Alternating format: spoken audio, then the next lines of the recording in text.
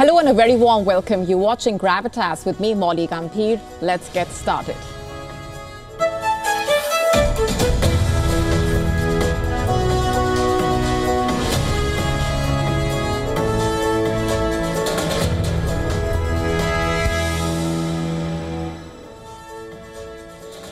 Our top story tonight on Gravitas tells you how America helped Israel kill Hamas leader Yahya Sinwar. What happened on the ground and behind the scenes, and what happens now after the killing of the Hamas leader. We focus on these questions and more. And here's a look at what else is lined up for you on the show tonight. We tell you about Ukraine's new headache, small but lethal Russian attack drones. We get you a special report. Is Canada scared of Indian media? We tell you why this question is being asked. Why has China launched a survey to explore fears around childbearing? What's going on? All this and more coming up.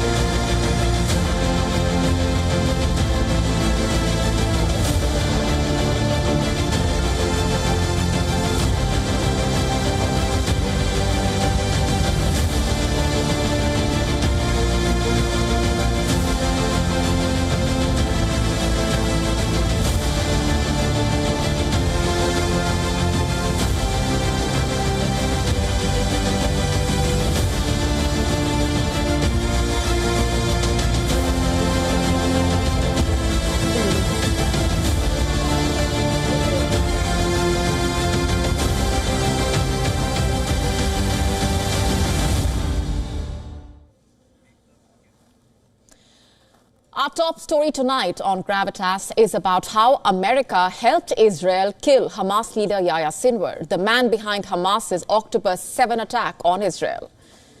After a year of the Gaza war, the Israeli soldiers killed Sinwar.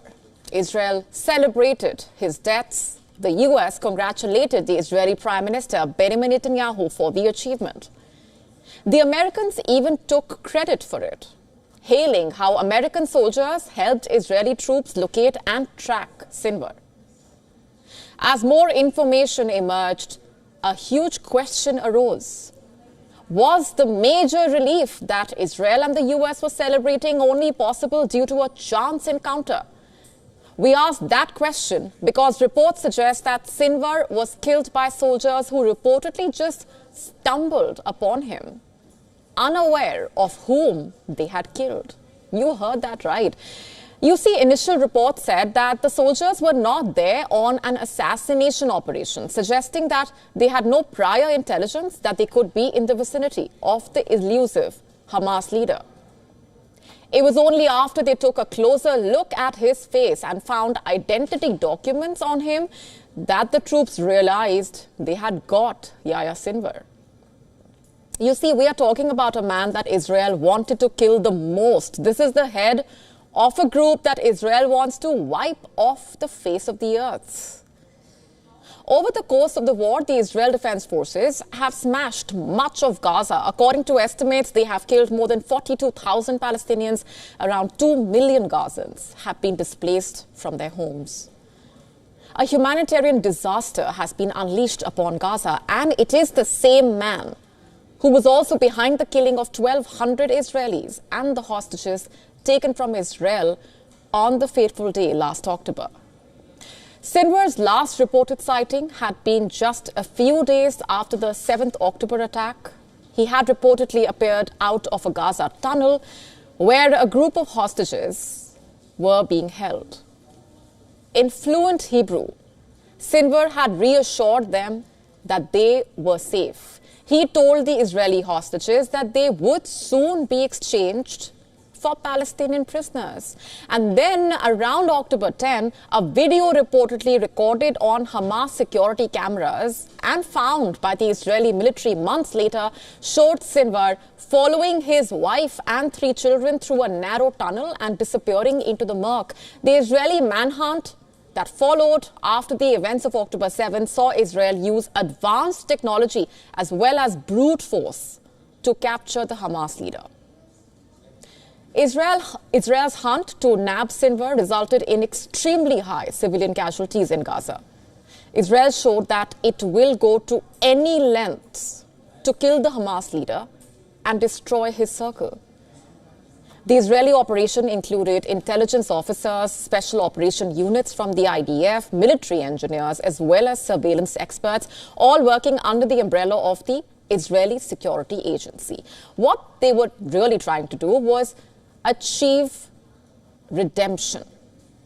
After all, it was their security failure that allowed Hamas to breach Israel's defenses and take Israeli hostages on October 7.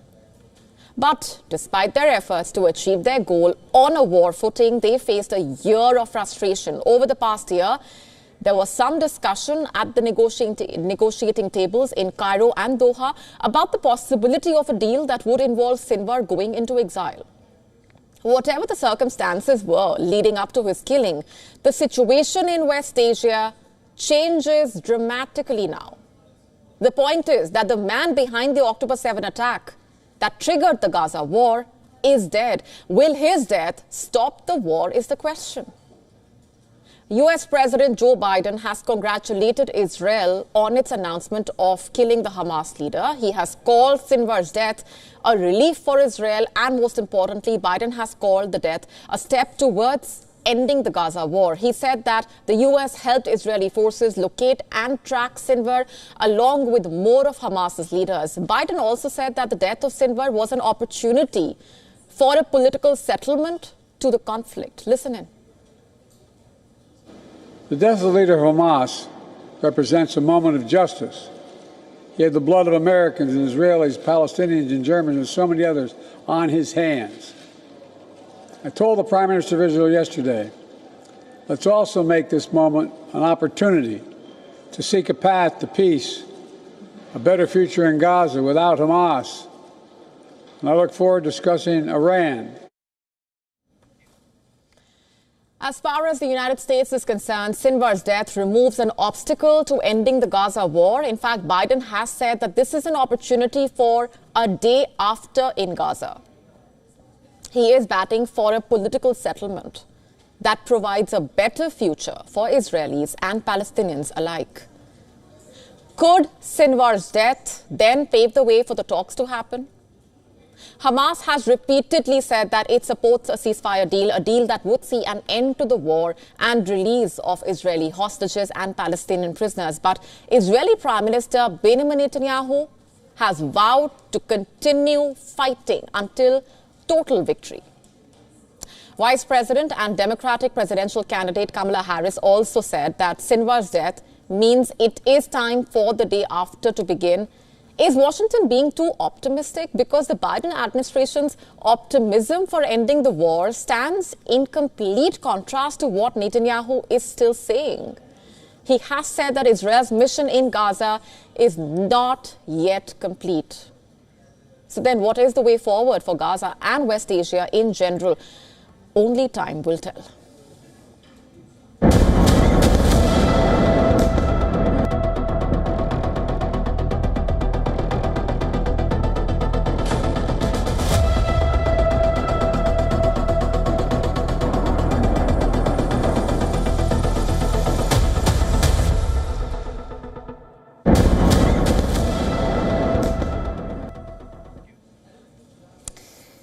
Yahya Sinwar, the man who replaced Ismail Haniyeh as the head of Hamas, is dead, and his death has triggered another big question. Will Israel now turn its sights on Ayatollah Ali Khamenei, the supreme leader of Iran? Will he be Benjamin Netanyahu's next target?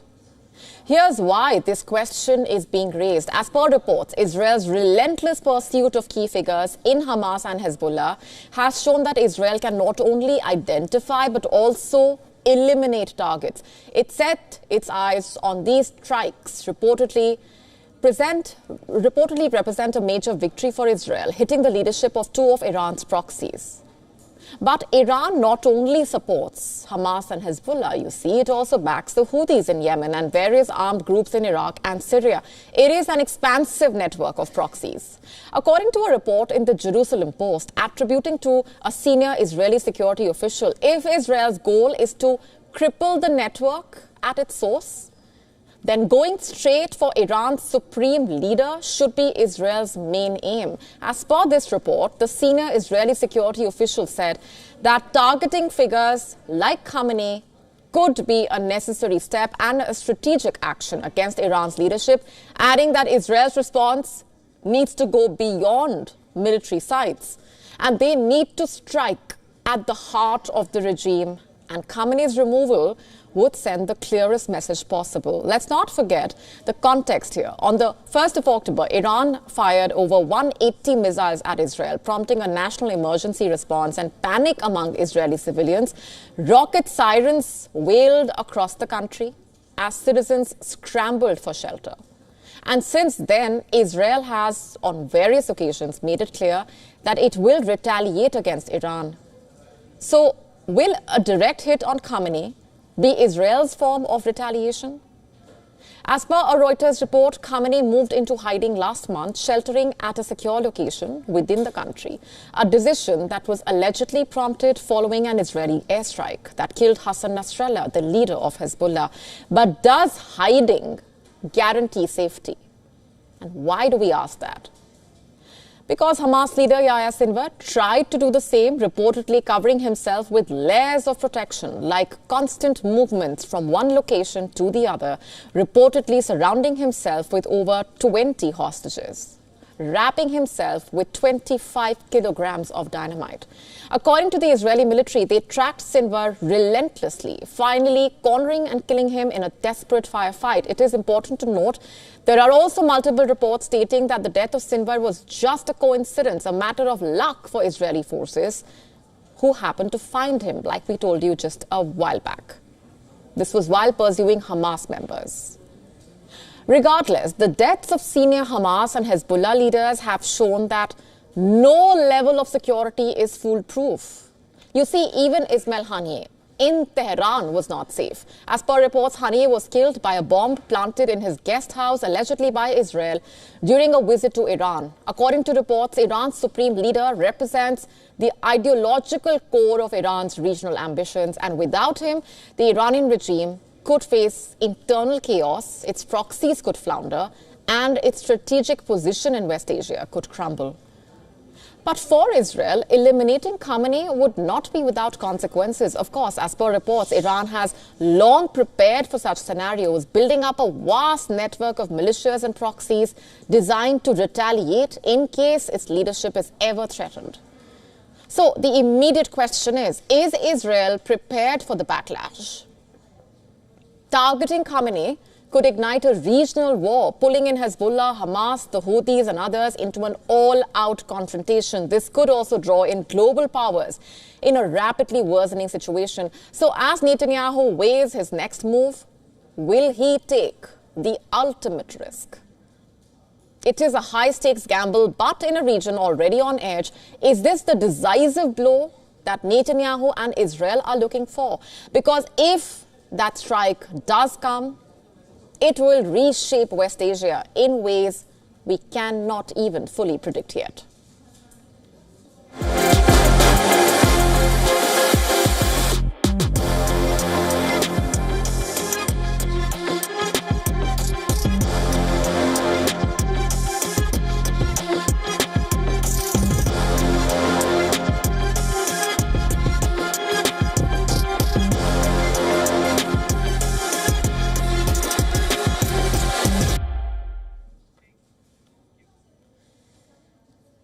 And with just days to go for the U.S. presidential election, is Democratic candidate Kamala Harris's campaign in trouble? And why are we asking that question?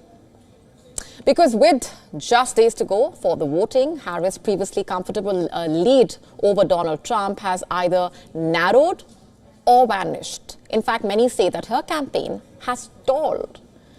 Is there any truth to that? Let's just dissect the developments. According to the latest NBC News poll, there has been a significant decline in Vice President Kamala Harris's popularity. In an October poll, Harris and Republican presidential candidate Donald Trump are locked in a tight race that's just 3 weeks before Election Day. According to NBC survey, both the candidates tied at 48% each among the registered voters, and according to ABC News Ipsos poll, Harris leads 50 to 48%, which again is down from a 6-point lead she enjoyed in September. This is big. Remember, when Harris first joined the presidential race, her favorability was high. And so the fact that she is now tied with Trump means that her favorability has, in a way, dropped with a huge margin compared to even polls from previous months. What does that tell us? And why is there a sharp shift in voter sentiment? According to the surveyors, the decline in Harris's favorability comes primarily from independents and younger voters. Interesting. Now, these are key demographics that Kamala Harris needs for support. According to the NBC poll, there is also a deep gender gap between the candidates. While Harris maintains a 14-point lead among women, Trump reportedly holds a 16-point advantage among men.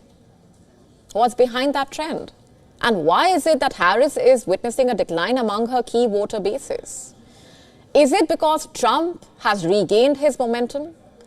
The answer to that question depends on who you ask. While some say that until recently Harris's itinerary had remained light, they say that her campaign schedule was not as aggressive as it should have been weeks ago.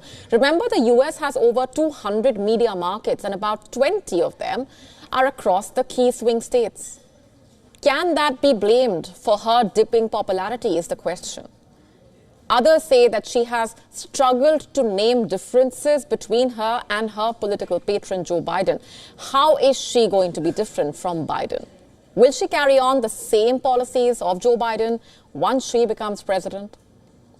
On Wednesday, when she sat down for an interview with Fox News host Bret Baier, things got quite tense very quickly. She was pressed on policies of Biden's administration. She was grilled on border security. She was confronted with one recent survey that said that nearly 80% of the respondents said the US was on the wrong track.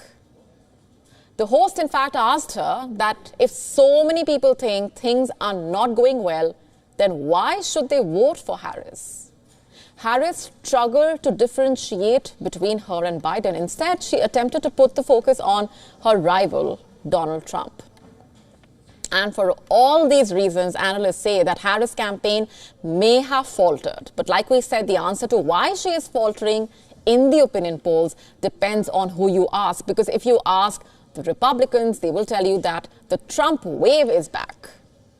If at one point he was written off from the US election, major pollsters are now backing him. According to the opinion polls, Trump is getting favorable reviews in some of the key swing states. They say that Trump has been able to narrow the lead by talking about the future of the US economy, farming practice, etc. Is this working well in Trump's favor? Evidently. Will this trend hold? We will have to wait and watch for that answer. For now, it looks like Harris and Trump are in a complete deadlock, and the match is set for a rather epic battle on the 5th of November. Our next story is about Ukraine. It is reportedly facing a new menace from Russia, a menace in the form of small, lethal drones that have been adapted to carry explosives. Ukraine says Russia is employing a new strategy in the war, and civilians in frontline cities are the first to be affected by this new drone threat. Our next report telling you all about it.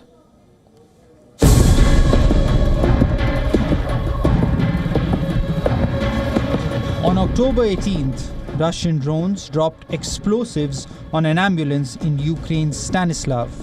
It's a village located in Kherson Oblast.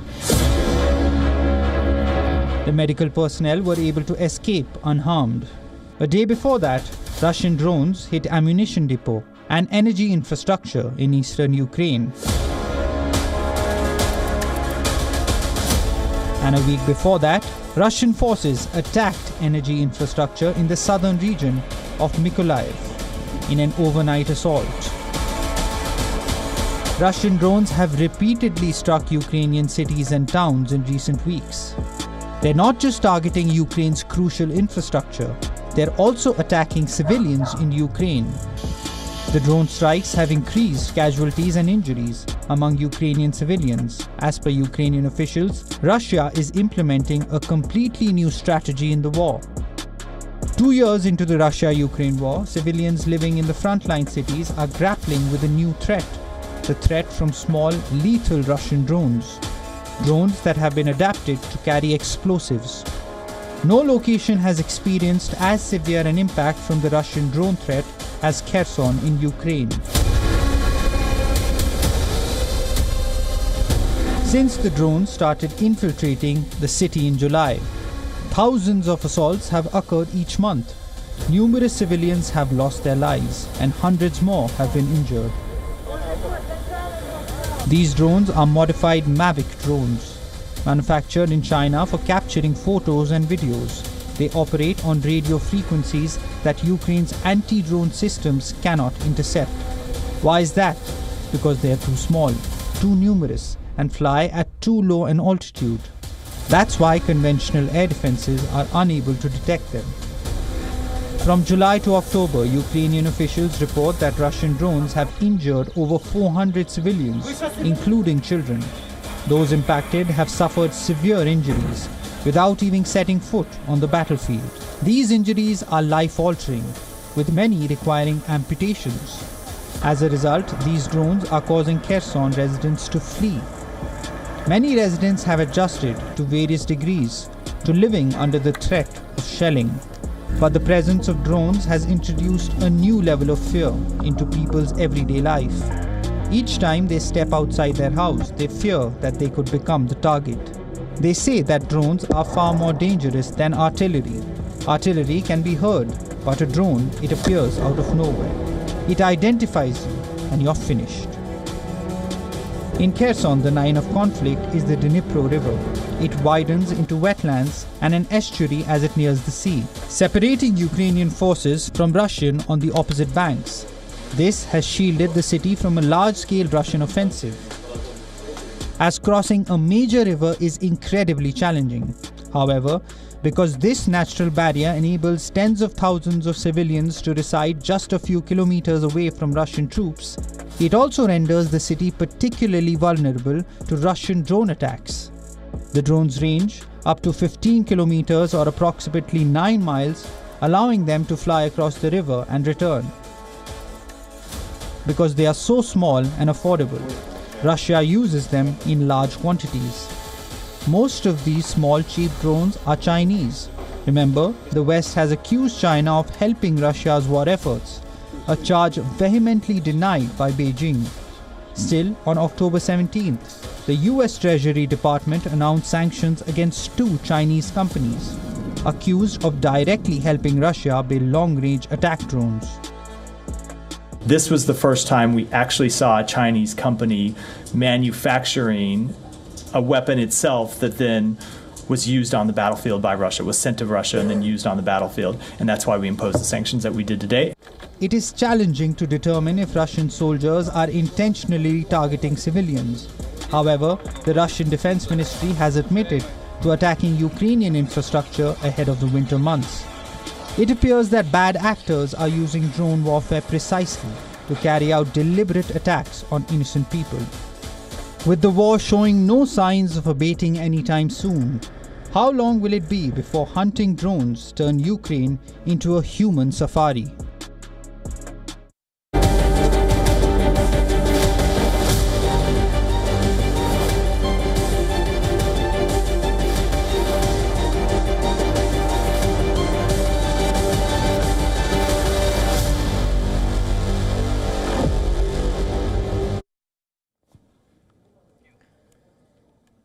Is Bollywood superstar Salman Khan safe? That's the question being asked as disturbing new details emerge. Let's just break this down for you. According to reports, a man has been arrested by the Navi Mumbai police from Haryana's Panipat. The suspect, Sukhbir Balbir Singh, also known as Sukha, was allegedly scouting Salman Khan's farmhouse in February this year, reportedly preparing the groundwork for a hit on the actor. You see, this is not the first time Salman Khan has been in danger. On the 14th of April, there was a shooting incident outside his Bandra residence in Mumbai. And then on the 24th of April, a new FIR was filed, unveiling a conspiracy to strike again, this time at his farmhouse.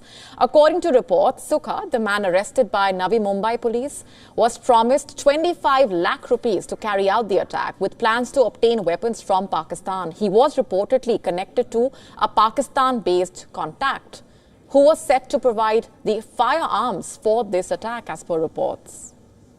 Weapons like AK-47s, M16 rifles, Turkey-made Zigana pistol. According to the police, the investigation uncovered that around 16 to 17 individuals were deeply involved in this operation. Many of them were allegedly linked to the Lawrence Bishnoi gang. The gang's plans were reportedly meticulous. They did not just randomly decide to target Salman Khan. They conducted reconnaissance at his farmhouse for months, as per reports. Some members of this gang had reportedly been living in the area as early as November of last year. Reports say 4 individuals tied to the Bishnoi gang were arrested in June. They were reportedly among 16 to 17 individuals who conducted reconnaissance outside Salman Khan's farmhouse for months. And as if that wasn't alarming enough, the police charge sheet reportedly revealed that there were plans to strike Salman Khan during a movie shoot or while he was leaving his farmhouse. But what's also alarming is the scale of the operation. As per reports, the gang was not just relying on a few eyes on the ground. It's been reported that 60 to 70 individuals were tasked with keeping tabs on Salman Khan's every movement. Think about that. They were waiting for the green light to carry out the attack, it seems. As per reports, a WhatsApp group consisting of 15 to 16 members, including Lawrence Bishnoi's brother, Anmol, gangster Goldie Brar, and several others, were coordinating this attack. The plot was, however, foiled after a senior inspector in Navi Mumbai police reportedly received a tip-off leading to arrests. So why Salman Khan? Why was the actor, one of Bollywood's biggest stars, why was he the target? The answer lies in the 1998 black buck poaching case. In the year 1998, Salman Khan, along with others, were accused of hunting and killing 2 black bucks near Rajasthan's Jodhpur during the filming of a movie. As per reports, black bucks are sacred to the Bishnoi community. Gangster Lawrence Bishnoi has reportedly threatened to kill Salman Khan over the incident. Salman Khan may have security, he may have the police on his side, but with such a well-organized, deeply rooted plot, the questions remain. How safe is he? Can the authorities protect him from the Bishnoi gang, or will his life continue to hang in the balance? This is not just about one man's life being in danger. It's about the growing nexus of crime, revenge, and terror that has infiltrated the heart of India's entertainment industry as the shadow of danger continues to loom over Salman Khan.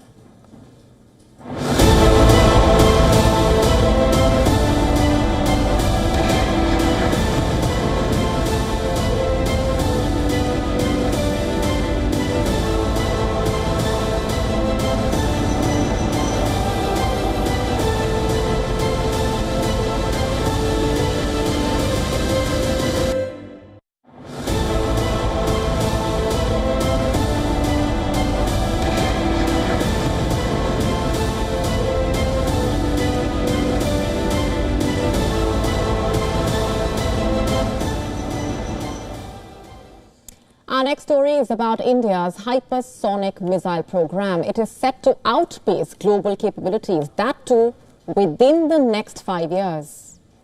Here's why I say that. Reports indicate that the Defence Research and Development Organization, DRDO of India, is advancing missile technology with the initiative to develop hypersonic missiles under a program named Vishnu.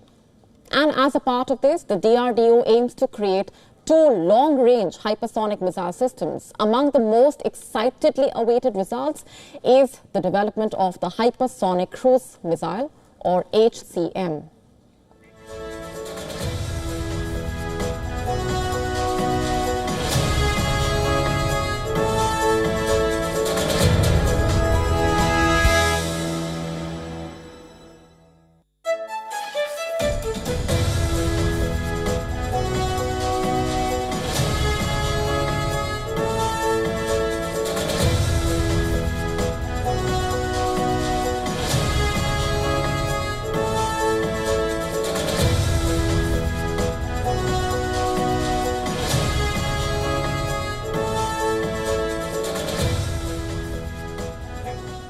Once developed, it will transform India's strike capabilities and provide a powerful deterrent. The Hypersonic Cruise Missile, HCM, will reportedly have a range of 1,000 kilometers. That's not all. DRDO aims for it to enter production by the late 2020s. Now, unlike traditional cruise missiles, hypersonic weapons travel at speeds exceeding Mach 5, making them nearly impossible to intercept. And as per recent developments, DRDO is working to outpace Russia's 3M22 Zircon. That's a nuclear-capable hypersonic cruise missile by targeting a speed beyond Mach 9 for the Indian HCM. The DRDO's goal is to develop a missile capable of achieving double-digit Mach speeds, making it extremely difficult to detect, let alone intercept, with current anti-missile defense systems. Safe to say, these advancements will mark a giant leap forward for India when it comes to missile technology. It has the potential of putting India among the few global players that have operational hypersonic capabilities. In fact, reports say that the HCM will be available in both land-based and ship-based variants. In the future, DRDO may also reportedly explore development of a nuclear attack submarine launch variant. But that could happen as late as 2030s. Now, it looks like the HCM will be a winged hypersonic cruise missile. As far as specifications of the missile go, it is being reported that the HCM will have a booster stage with solid fuel engines. It will accelerate it to supersonic speeds. Then a scramjet motor with liquid fuel will propel the missile during its hypersonic cruise phase. The plasma cloud formed by the air pressure in front of the missile as it moves will absorb the radio waves, making it difficult to detect by radar systems. We call it the plasma stealth. The head of the DRDO recently stated that the organization plans to achieve significant development milestones in the HCM program over the next 5 years. It shows the DRDO is committed to quickly enhancing India's hypersonic missile capabilities in order to address future defense challenges.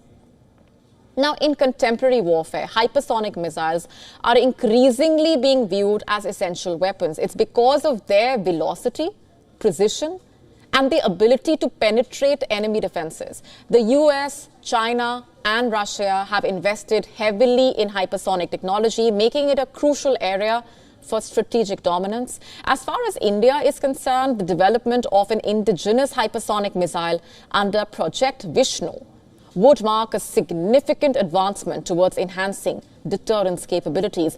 Once deployed, the HCM will not only augment India's missile capabilities, it will also offer a technological advantage for India.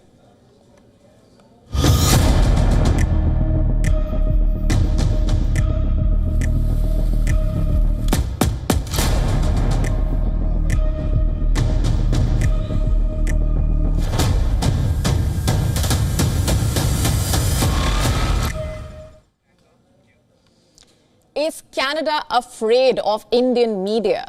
Is the Canadian Prime Minister Justin Trudeau feeling the heat? You see, an official Canadian government release titled, I'm quoting, Potential Foreign Information Manipulation and Interference following PM's statement on killing of Hardeep Singh Nijjar, quote unquote. It has given an overview of the narrative used in Indian media, stating that several Indian media narratives, quote unquote, targeted Canadian Prime Minister Justin Trudeau.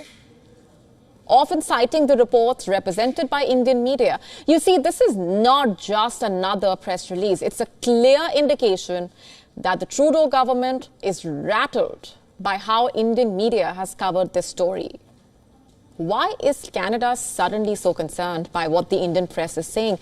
It's not just Indian media, after all, putting Trudeau under the microscope. Even Canadian media are reportedly calling him out for linking Nijjar's death to India without any evidence.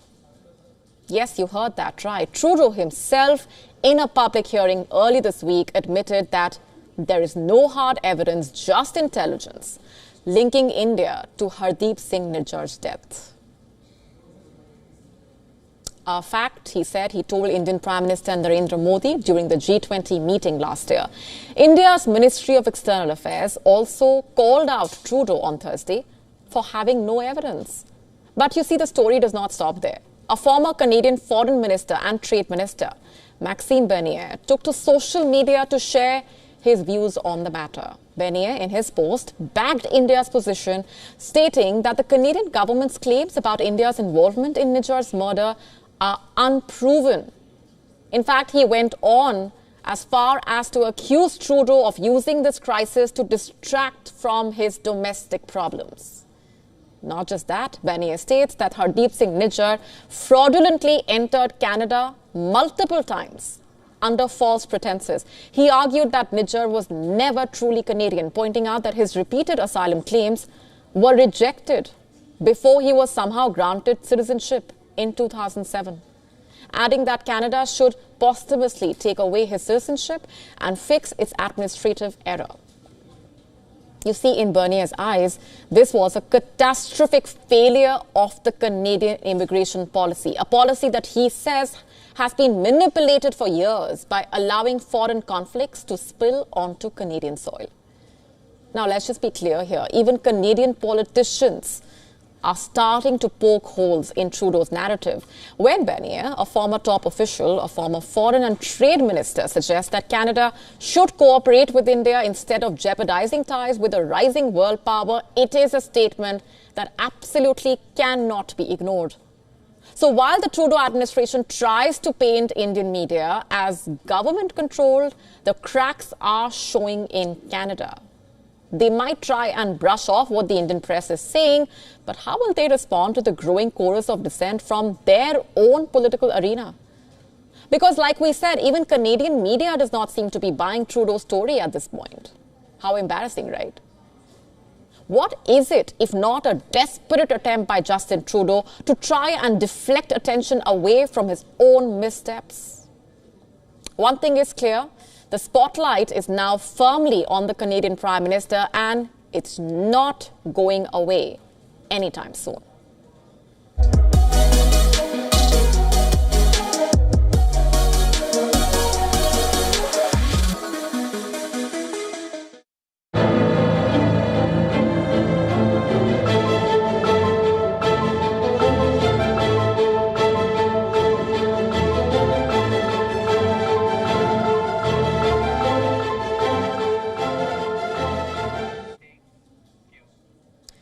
Artificial intelligence, AI, is here to stay, and so are the dangers that come with it. But you see, the dangers become particularly concerning when they revolve around children, their lives. What are we talking about? Child sexual abuse imagery generated by artificial intelligence tools. That in itself sounds quite disturbing, I know, but what's scarier and more disturbing is what a safety watchdog has found. It is called the Internet Watch Foundation. It has said that the amount of AI-made illegal content it had seen online over the past 6 months had already exceeded the total for the previous year. That's alarming and deeply concerning. There has been a shocking rise in AI-produced child abuse material. Basically, even children are not being spared as AI increasingly makes its presence felt. According to the report by the Internet Watch Foundation, AI-generated child sexual abuse content is exposing even more people to the harmful imagery. This kind of content is increasingly being found on publicly accessible areas of the Internet. According to the IWF, almost all the content was found on publicly available areas of the Internet. Basically, it was not hidden on the dark web. And as per the IWF, many of the images and videos of children being hurt and abused are so realistic that they can be very difficult to tell apart from imagery of real children. What kind of a world are we living in? This makes my blood boil. The IWF also stated that AI-generated child sexual abuse videos, primarily deep fakes, have started circulating, highlighting rapid technological advancements in AI models or generators, and that increasingly deep fake videos shared in dark web forums take adult pornographic videos and add a child's face using AI tools. Can you believe that? Remember, we earlier also told you about a disturbing trend, a surge in social media accounts advertising children for sale in the form of illegal adoptions. Research suggests that more than 300 million children across the globe are victims of online sexual exploitation and abuse each year. More than 300 million children. We also told you earlier about an assessment released by the National Center for Missing and Exploited Children. It is a US-based child protection organization. Its report says that child sexual exploitation is on the rise online. And what's even scarier is that AI-generated images are playing a part. There was also a rise in reports of financial sexual extortion. Let me tell you more about how this works. The child would be lured into sending nude images or videos, and then the predators ask for money. Also, reports regarding online enticement were up 300% from 2022. What is that, you ask? Basically, it involves an individual communicating online with someone believed to be a child with the intent to commit a sexual offense or abduction. And like we said, AI is also playing a role. As per the organization, some children and families were extorted with AI-generated photos and videos. Imagine children being seen in deep fakes. There's also a direct fallout of this menace. AI-generated child abuse content hampers the identification of the real child victims, so there are serious ramifications that children are being subjected to horrific acts like these. It's heartbreaking, infuriating, and just scary. Why should anyone have to go through this? Our children don't deserve any of this. Our future does not deserve this.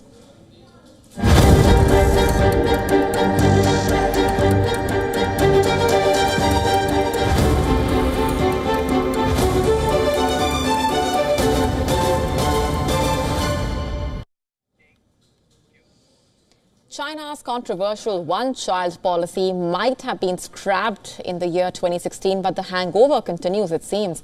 The wounds of the past have cast long shadows, and the country is trying hard to arrest the demographic crisis. Beijing has, since 2016, in fact, gradually lifted the birth caps from 1 to 2 children, then to 3 in 2021. And now, in order to push Beijing's pro-birth agenda, China's National Health Commission is surveying 30,000 people to understand factors influencing their attitudes towards childbearing and the fear surrounding having children, as authorities struggle to boost a declining birth rate. China is trying to encourage young couples to have children after the country posted a second consecutive year of population decline in 2023. The survey will include people from 150 counties in China and 1,500 different communities. The study basically aims to analyze reluctance and fear surrounding having children and ultimately provide fertility support and incentive measures. The last time a countrywide family and fertility survey was carried out was in 2021. But why do Chinese eye parenthood with reluctance, you wonder? And why is Beijing finding it tough to sell its pro-birth policy? Well, the answer lies in the numbers. According to Beijing-based Yuva, Population Research Institute, the average cost of raising a child in China until the age of 18 is over $75,000, more than 6.3 times as high as its GDP per capita. Almost the highest in the world. You heard that right, the highest in the world.